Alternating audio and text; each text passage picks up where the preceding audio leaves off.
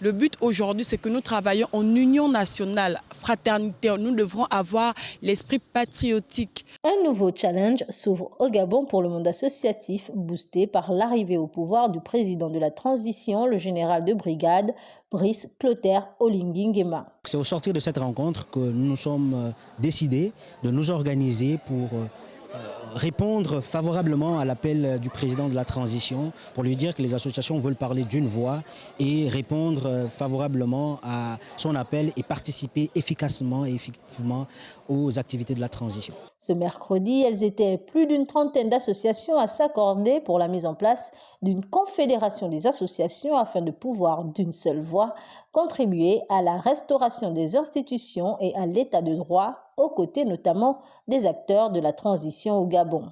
Les défis sont nombreux. Nous allons restructurer cette grande muette et donner, si vous voulez, les armes légales pour pouvoir se prendre en charge et donc être écouté et participer à la vie politique du Gabon, même si nous faisons partie de la vie de la politique, on va dire, sociale.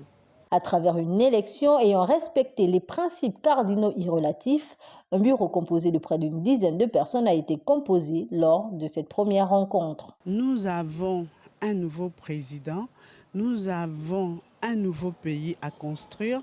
C'est l'occasion pour moi, en tant que coordinatrice de cette confédération, de travailler ensemble avec le bureau exécutif pour que, en tant que société civile, nous apportons notre contribution pour la construction du pays avec le CETRI.